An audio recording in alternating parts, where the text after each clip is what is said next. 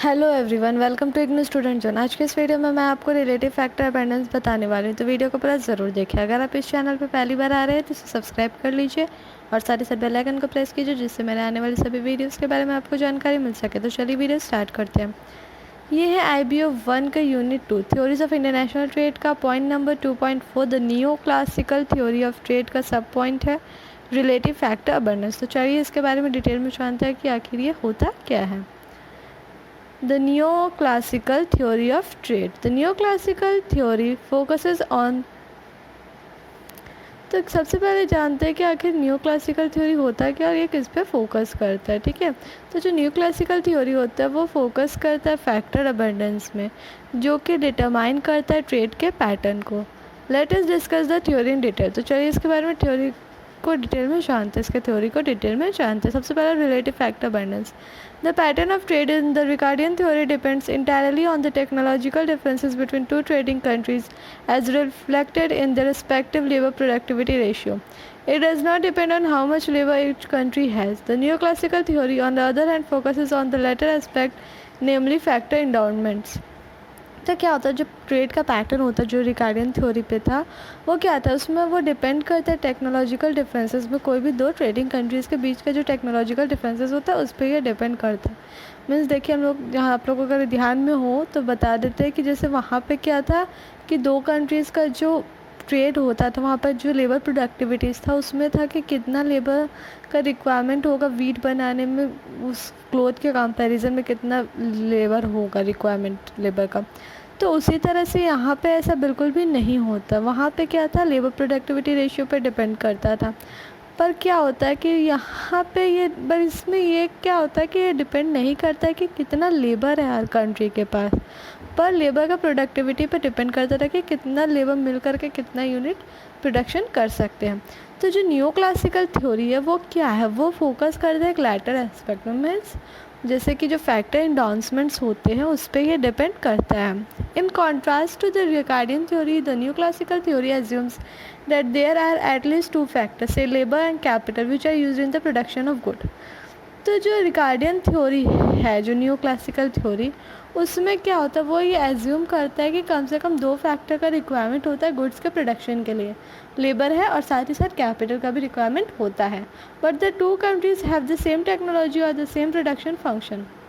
पर क्या होता है कि जो दो कंट्री है उसका जो टेक्नोलॉजी है और जो प्रोडक्शन का फंक्शंस होता है वो सेम होता है। They differ only in respect of relative factor endorsement.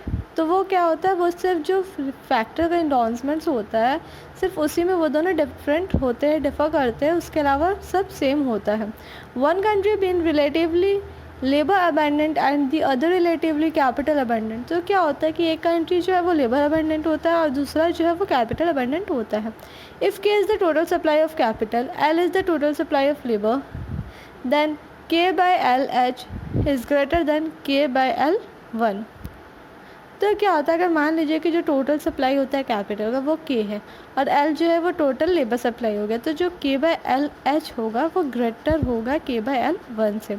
Implies that the home country is relatively capital abundant and the foreign country relatively labour abundant.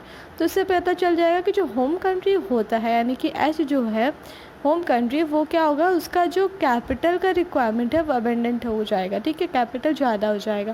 और जबकि फॉरेन कंट्री जो है वहाँ पे लेबर का अबेंडेंट हो जाएगा, जो कि K/L है, सॉरी F है। This is called the physical definition of relative factor abundance. तो इसी को बोलते हैं फिजिकल यही एक फिजिकल डेफिनेशन होता है रिलेटिव फैक्टर अबेंडेंस के। There is an alternative definition, if the foreign country is relatively labour abundant then labour must be relatively cheaper है। तो यहाँ पे एक अदर डेफिनेशन है, अल्टरनेटिव डेफिनेशन भी है कि अगर मान लीजिए कि फॉरेन कंट्री में जो लेबर है वो अबंडेंट है, तो वहाँ पे क्या होगा, लेबर जो है वो चीपर रेट में मिल जाएगा। In other word, if W is the wage rate and R is the rental of capital, then W/R/H is greater than W/R/F would imply that the home country is relatively capital abundant or relatively scarce in labor endowment and would therefore have a relatively higher wage rate। तो suppose कीजिए कि W जो होता है wage rate होता है और R जो है वो रेंटल है और कैपिटल का, तो क्या होगा कि जो होम कंट्री है उसका यहाँ पे ये पता लग जाएगा कि होम कंट्री जो है वो कैपिटल अबंडेंट है या तो फिर उसके पास लेबर का इंडोमेंट है यानी कि कमी है। और साथ ही साथ यहाँ पे क्या हो जाएगा, फिर जो वेज रेट है वो हाई हो जाएगा कंपैरिजन में। One should note that the second definition does not necessarily follow the first. तो आप लोगों को ये बात ध्यान में रखना है कि जो सेकंड डेफिनेशन है वो फर्स्ट को फॉलो नहीं करता है। The reason is very simple, a country may be relatively scarce in labour but this does not necessarily mean that the relative wage rate will be high because it is quite possible that there is very little demand for the goods that require the use of labour intensively. तो क्या होता है कि जो country है, ठीक है, भले ही वहाँ पे लेबर का जो स्कैर्स है, लेबर जो है वो कमी है लेबर का, ठीक है, पर इसका मतलब ये नहीं है कि वहाँ का जो वेज रेट होगा वो बहुत ही ज़्यादा होगा। कमी है तो इसका मतलब ये नहीं होता है कि उस चीज़ पे डिमांड ज़्यादा होगा, ऐसा बिल्कुल भी नहीं होता है। Similarly in a country where labour is plentiful wage rate may be still very high because of extremely high demand for the good in which labour is use intentionally.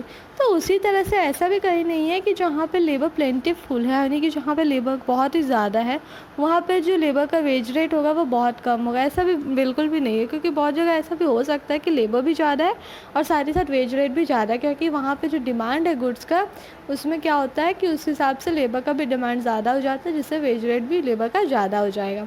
The lesson that we learn is that it is possible to determine the price of the factor only by looking at its supply।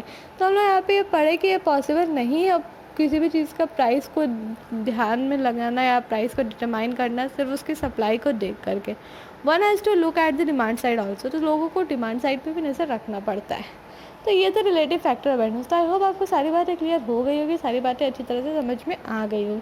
किसी भी तरह का doubt रह जाता है तो comment करके comment section में ज़रूर पूछें, मैं पूरी कोशिश करूँगी आपके सारे डाउट्स को क्लियर करने के लिए। वीडियो कैसा लगा कमेंट करके बताएं, वीडियो को लाइक करना ना भूलें। वीडियो को पूरा देखने के लिए थैंक यू।